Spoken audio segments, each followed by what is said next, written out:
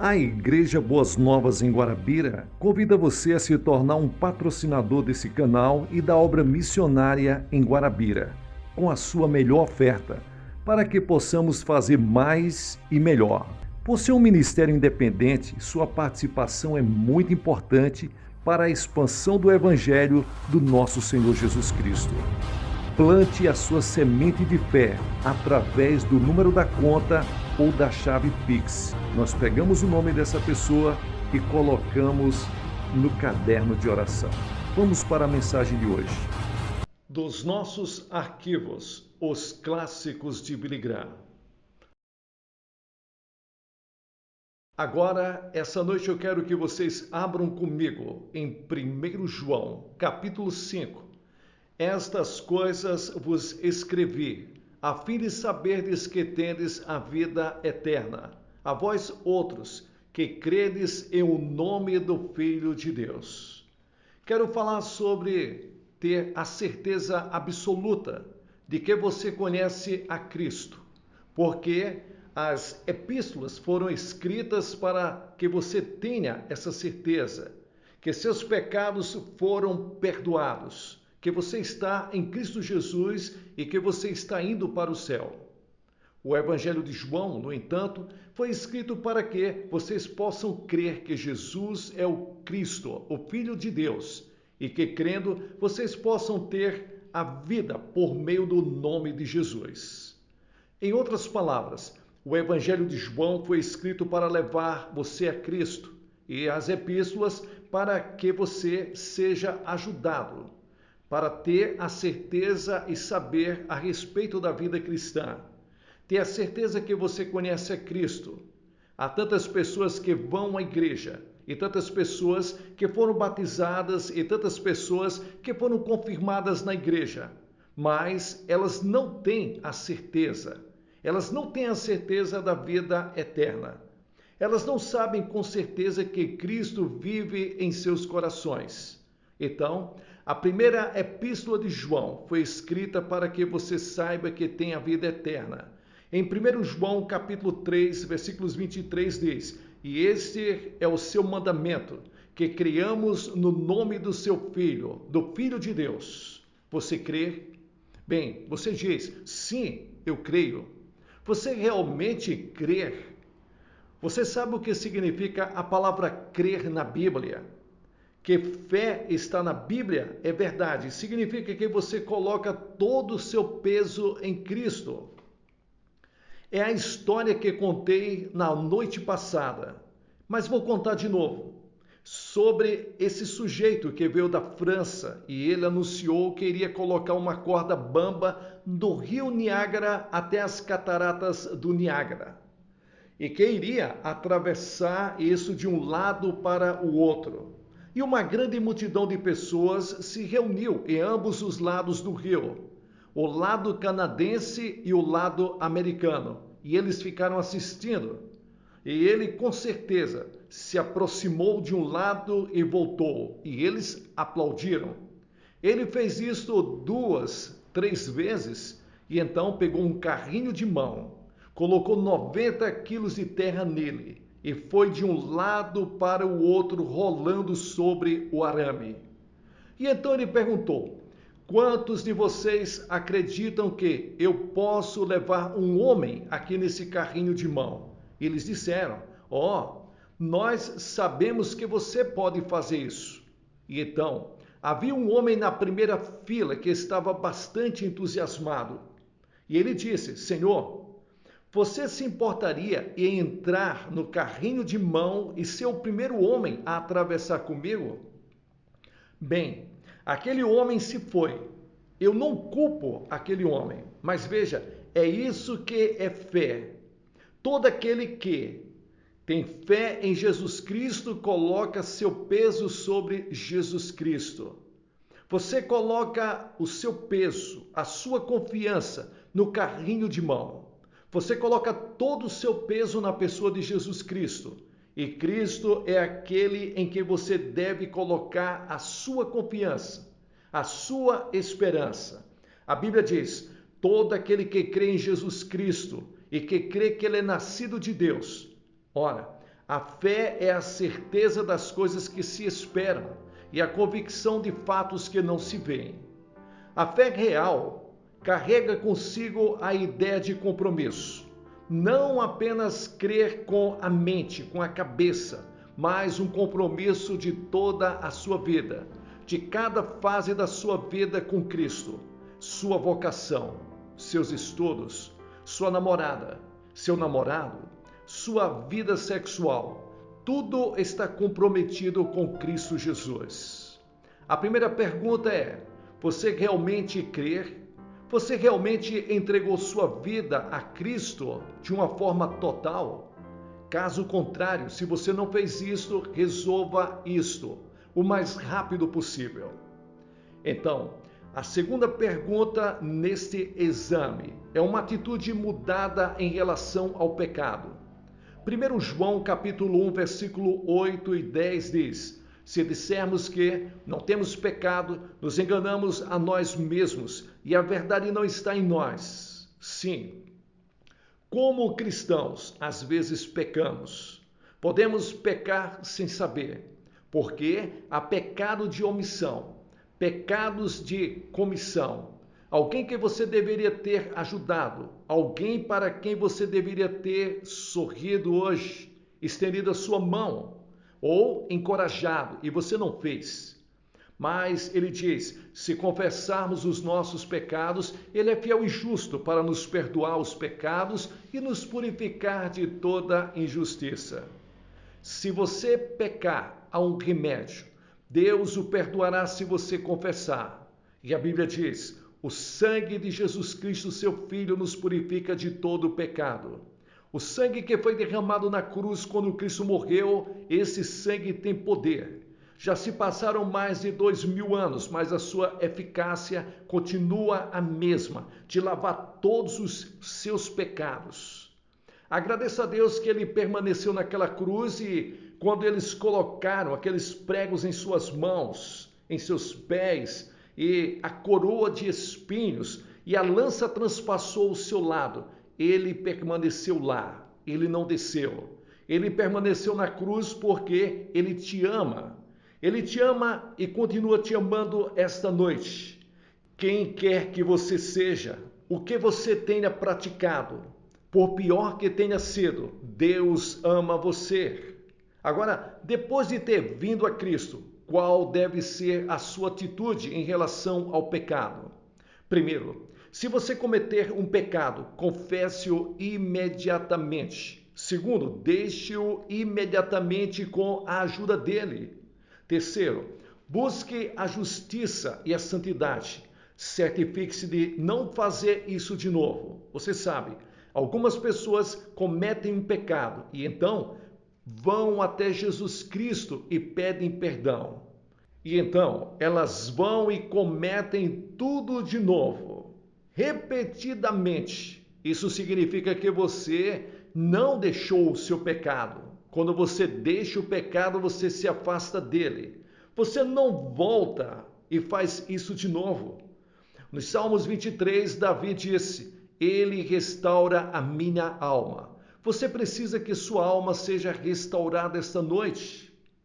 Há centenas de pessoas aqui essa noite que são crentes, mas você precisa rededicar a sua vida a Jesus Cristo, fazer um pacto com ele novamente. Você precisa de uma nova rendição. Há pessoas aqui essa noite que Deus está chamando para ser um missionário. Há pessoas aqui essa noite que Deus está chamando para trabalhar na igreja. Há pessoas aqui essa noite que Deus está pedindo para falar com as pessoas aonde você vive, aonde você trabalha, aonde você estuda. Deus está chamando você para falar do amor de Deus. Isto é um trabalho missionário. Se você é um membro do corpo de Cristo e se rebelou, está afastado, você pode confessar os seus pecados e pedir perdão, e ele vai restaurar você completamente. Ele restaura a sua alma. Isto é uma coisa maravilhosa. E então, a terceira pergunta é essa: você tem o desejo de obedecer a Deus? 1 João capítulo 2, versículos 3 diz: e nisso sabemos que o conhecemos, se guardamos os seus mandamentos.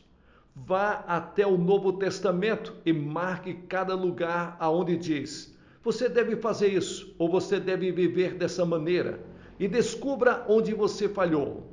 Um sinal infalível do novo nascimento é que queremos obedecer a Cristo. Eu não obedeço a Cristo porque tenho medo de não obedecer a Ele. Eu obedeço porque eu quero. Obedeço porque eu amo a Jesus Cristo. Eu quero obedecer e fazer a sua vontade.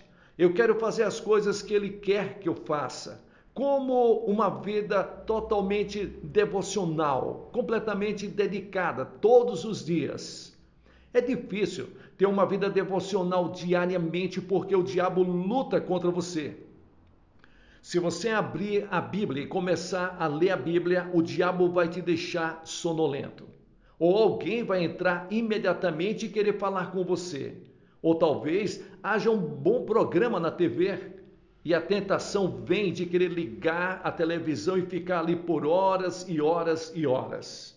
E então, em quarto lugar, há a separação do mundo. Em 1 João capítulo 2 diz: não sabeis que o mundo, sim, não sabeis que o mundo é inimizade contra Deus? Se alguém ama o mundo, o amor do Pai não está nele, porque tudo que há no mundo, a concupiscência da carne, a concupiscência dos olhos e a soberba da vida não procede do Pai, mas é do mundo.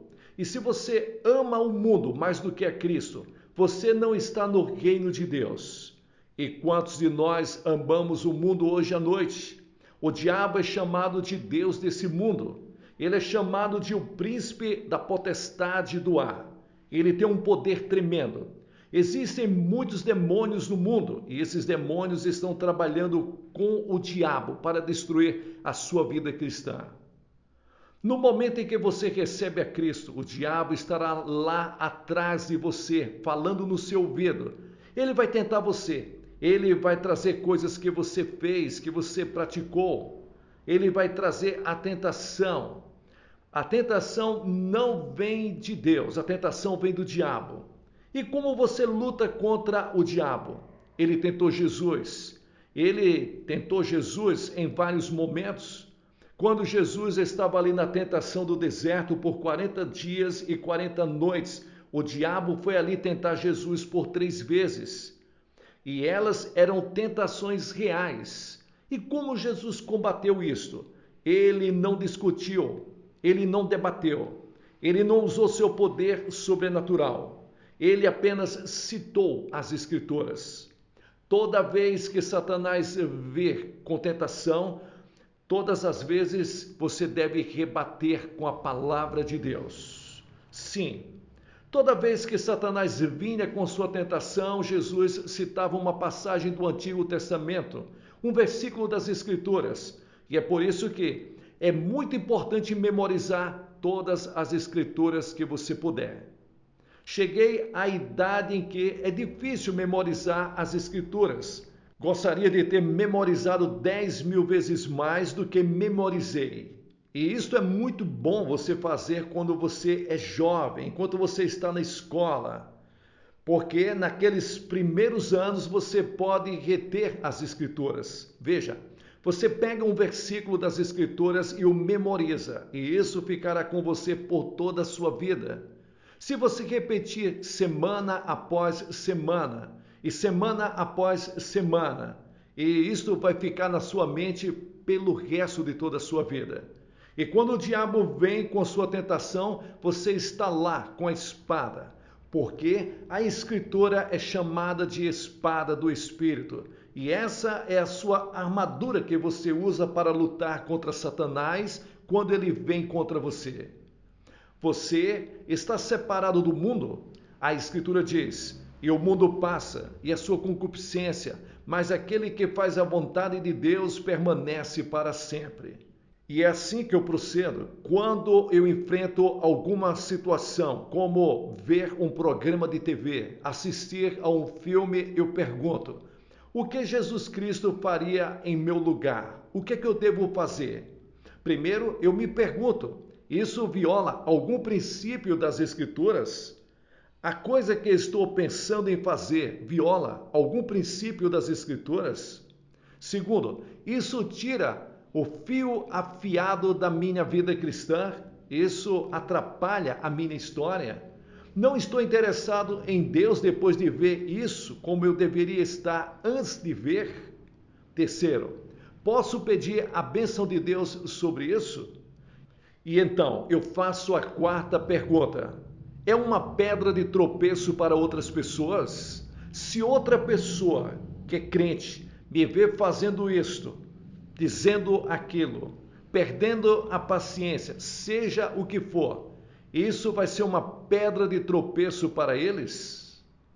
E então a quinta pergunta que eu faço a mim mesmo é: eu amo? Amo outros cristãos de todas as denominações, eu amo outras pessoas, eu amo os pobres o suficiente para fazer algo para ajudá-los em sua pobreza.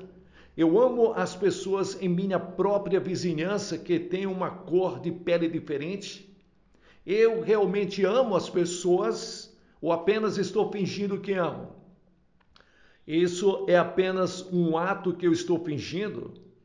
É um verdadeiro caso de amor com as pessoas, não importando qual seja a origem? A Escritura diz: sabemos que passamos da morte para a vida porque amamos. Aquele que não ama seu irmão permanece na morte. Muitos filhos de Deus que não andam com Cristo pensam que essas coisas muitas vezes são banais, mas não são. Deus quer que você viva uma vida cristã verdadeira, sincera. Como podemos viver na sociedade atual e separados do mundo que é governado pelo diabo? Como podemos fazer isto? Somente com a ajuda de Jesus Cristo. E então, em sexto lugar, se você realmente conhece a Cristo, você não pratica pecado. 1 João capítulo 5, versículos 18 diz: sabemos que todo aquele que é nascido de Deus não peca. Antes, o que é nascido de Deus guarda-se a si mesmo, e o maligno não lhes toca. O diabo não pode tocar em você. Você diz: mas como assim não pecar? Essa palavra, na verdade, significa não pratica pecado. Você pode cometer um erro e pode ceder por um momento, e pode cair alguma vez, é verdade, ou muitas vezes, mas você não praticará pecado, você não fará isso repetidamente. Você confessará, deixará e desistirá e dirá: Senhor, me ajude, porque eu sou fraco. Preciso da sua ajuda para viver uma vida cristã. E então, em sétimo lugar, há o testemunho do Espírito. Se você realmente conhece a Cristo, você o saberá porque haverá um testemunho do Espírito Santo em seu coração. O próprio Espírito testifica com o nosso espírito que somos filhos de Deus. Como eu sei? Não só a palavra de Deus me diz, não só a minha vida me diz que eu conheço a Jesus Cristo, mas eu sinto em todo o meu coração, pelo Espírito Santo de Deus, que Deus habita em mim. E quando você conhece a Cristo, você tem a certeza absoluta no seu coração que o Espírito Santo de Deus está falando no seu coração. Você tem a certeza absoluta que Deus vive dentro de você. Você sente isso? Você tem essa certeza? Se você não tem a certeza absoluta de que Cristo vive em seu coração, se você não está totalmente comprometido com Ele, você pode tomar sua decisão essa noite, que vai trazer uma grande transformação em sua vida. Saiba que você pode ter esse poder dentro de você.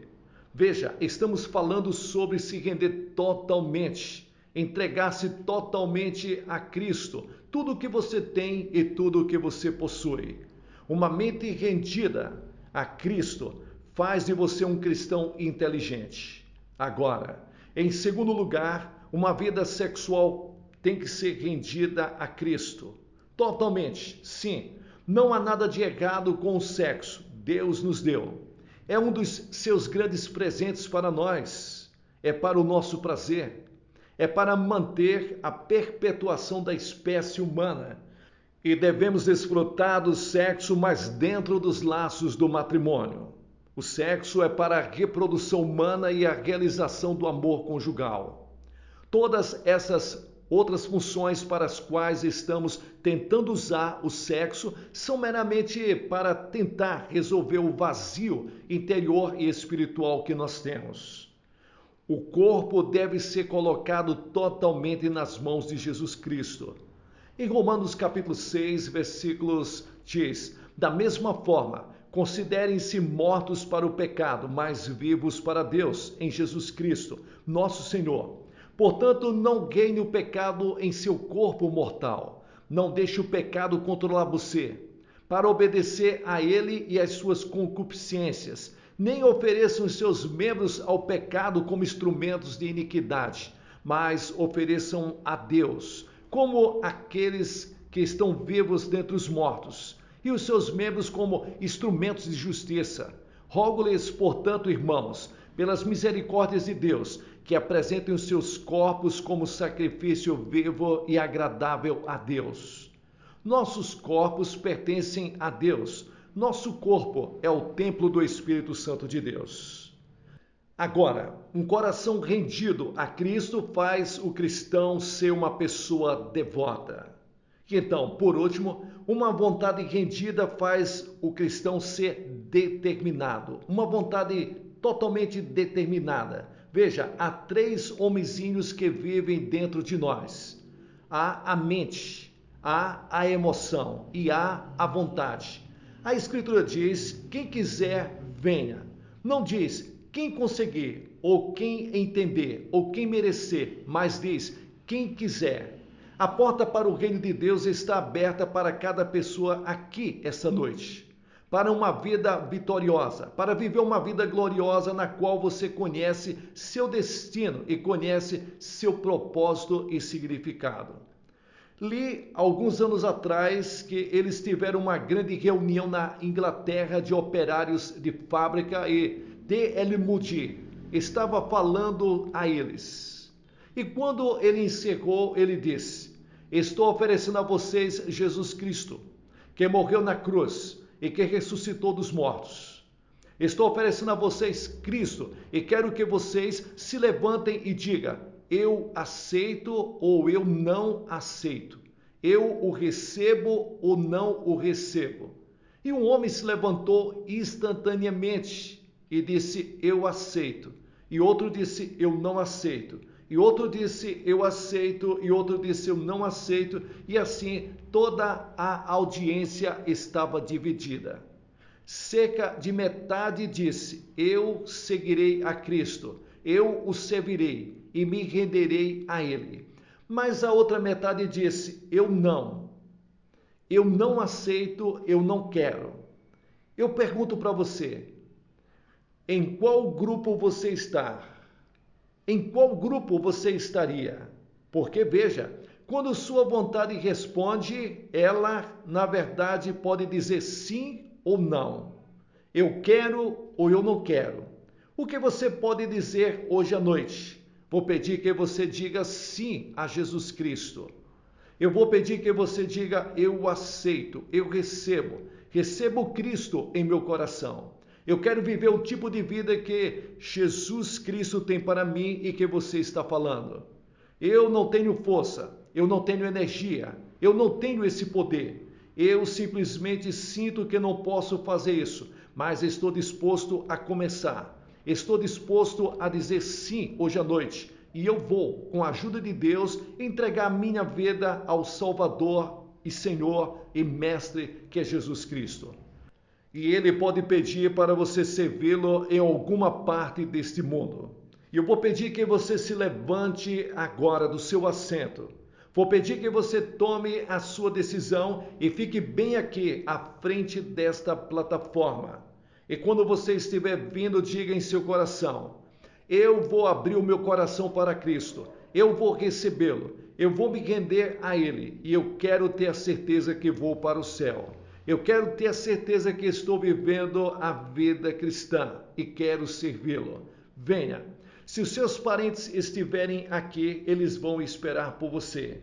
Você vem, fica aqui publicamente, como a Bíblia diz, nós vamos trazer uma palavra para você, fazer uma oração e entregar literatura para ajudá-lo na sua vida cristã. Venha, levante-se e venha. Nós vamos esperar por você.